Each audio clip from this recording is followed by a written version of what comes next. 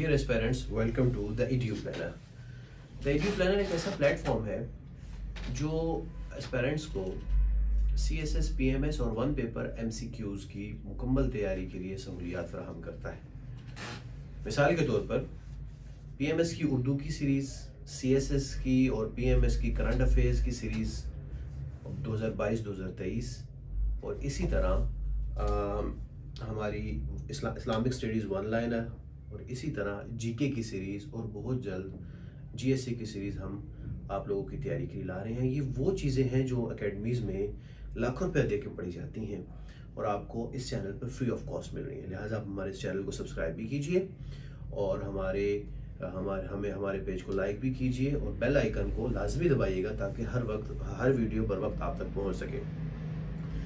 आज हमारी जो वीडियो है वो PMS उर्दू लाजमी यानी जो कंपलसरी जिसको हम कहते हैं उसी का एक तसलसल है। लेक्चर नंबर 4 है हमारा और पहले हम देख लें कि इसका खाका क्या है निसाब का, सिलेबस का। ये साथ लिखने की वजह ये होती है कि ताकि आपके ज़हन में हो कि अभी हम क्या पढ़ें और हम क्या पढ़ चुके हैं।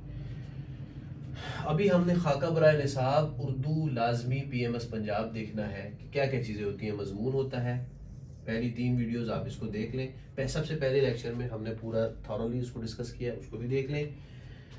दूसरे नंबर पे अशार की तशरीह होती है, थर्ड पे अंग्रेजी से उर्दू तर्जमा होता है, फोर्थ पे मुहावरे होते हैं, फिफ्थ पे प्रेसी होती है। मजमून हम कर चुके हैं उसको और उसके चंद उन्वान भी मैंने आपको दे दी हैं और उम्मीद है कि आपने उस पर प्रैक्टिस भी शुरू कर दी होगी अगर आप 1 बाय 1 वीडियो देख रहे हैं। अगर नहीं देखी तो इससे पिछली वीडियो आप जाके मजमून और मजमून निगारी और उसके उन्वान पिछली 2 वीडियोस लाजमी देखिए। दूसरे नंबर पे अशार की तशरीह आती है। अशार की तशरीह को हम अभी नहीं करेंगे, हम इसको करेंगे paper B, compulsory optional paper B के साथ, क्योंकि उधर भी अशार की तशरीह सिमिलर है पेपर। तो जो चीज़ें हम यहाँ करेंगे वहाँ नहीं करेंगे, जो वहाँ करेंगे यहाँ नहीं करेंगे। अभी हमने करना है अंग्रेजी से उर्दू तर्जमा। देखें, जब आप अंग्रेजी पैराग्राफ से उर्दू तर्जमा करते हैं इंग्लिश से, आप जब उसको ट्रांसलेट करते हैं उर्दू में तो आपको 8 बातों का ख्याल रखना पड़ता है। 8 रहनुमा उसूल हैं पैराग्राफ को ट्रांसलेट करने का, इंग्लिश पैराग्राफ को उर्दू में ट्रांसलेट करने का।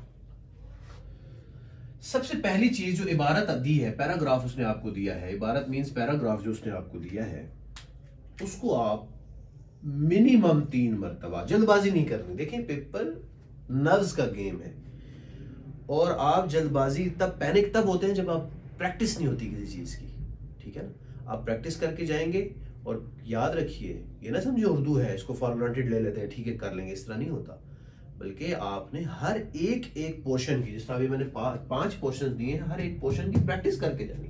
कोई वक्त नहीं लगता, स्मार्टली चलें, बिल्कुल वक्त नहीं लगता। तो कम से कम आपने 3 मरतबा, पहला स्टेप ये है कि आपने पढ़ना है और आपने पढ़ लिया 3 मरतबा।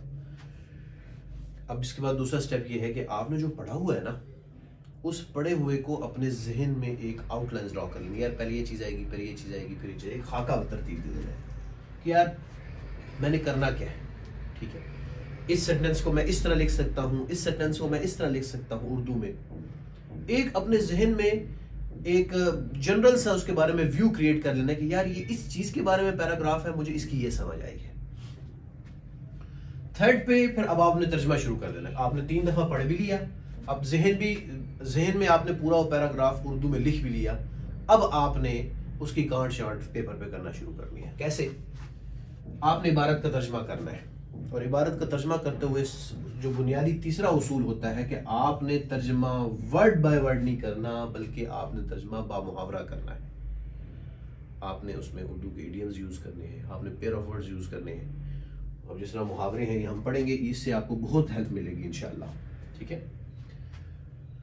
चौथा स्टेप ये होता है कि आपको एक लंबा जुमला इंग्लिश में दिया हुआ है, आप उस जुमले को काट दें, फिर उसका तर्जमा करें और उस लंबे जुमले को छोटे जुमलों में तब्दील करके तर्जमा करें। लंबे लंबे जुमले लिखने, याद रखें ये आपका चीजों को मुश्किल बनाने का इम्तिहान नहीं है, बल्कि मुश्किल चीजों को आसान बनाने का इम्तिहान है।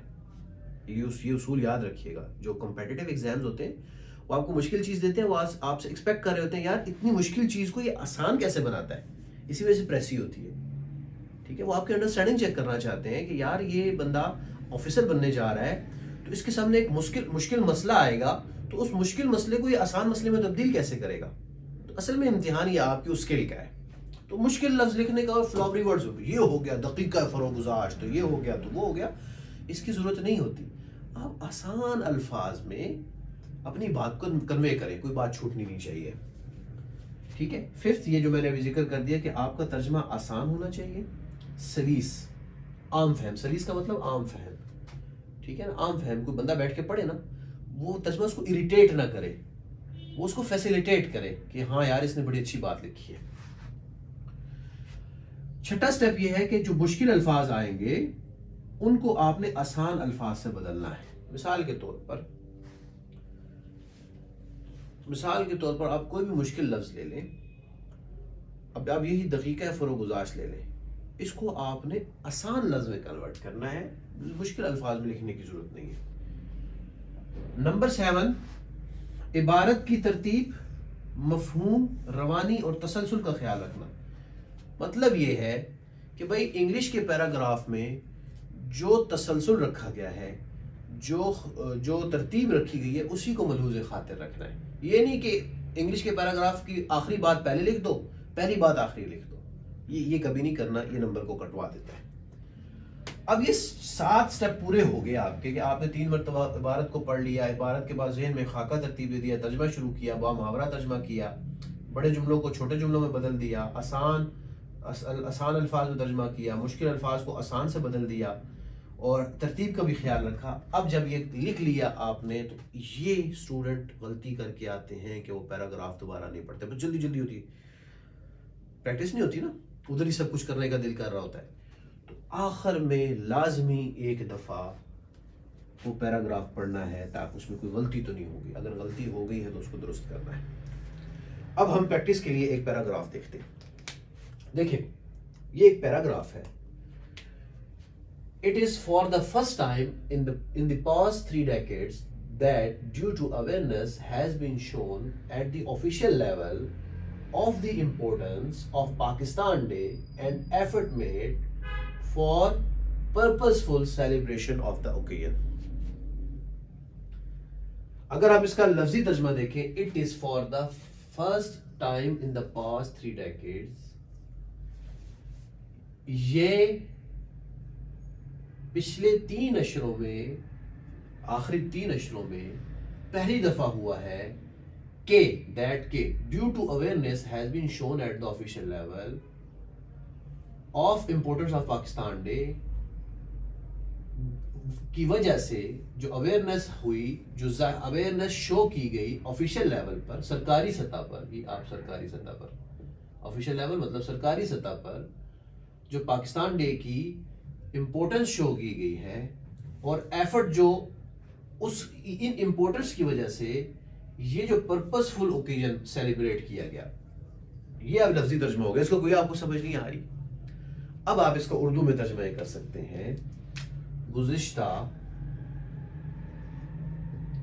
3 अशरों से, देखिए अब मैं तर्जमा कर रहा हूं, गौर से तरतीब से देखिए। गुज़िश्ता 3 अशरों से, अब ये गुज़िश्ता, अब ये इन द पास्ट 3 डेकेड्स, ये मैंने 1 2 3 4 5 लफ्जों को 3 लफ्जों में लिख दिया। ये होता है कि लंबे जुमलों को छोटे जुमलों में तब्दील कर देना। ठीक है, गुज़िश्ता 3 अशरों से सरकारी सतह पर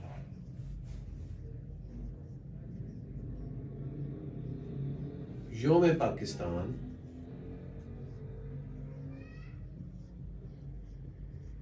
मनाया जा रहा है।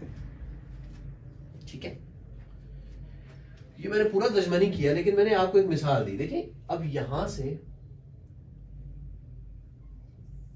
ये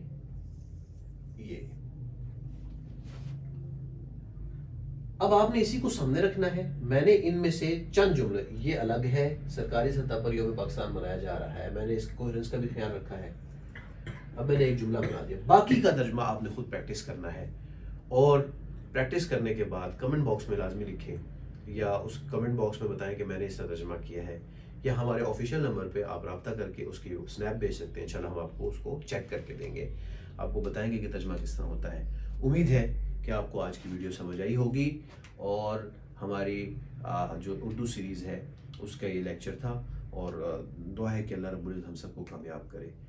तो इजाज़त दीजिए अगली वीडियो तक के लिए। अल्लाह हाफिज़।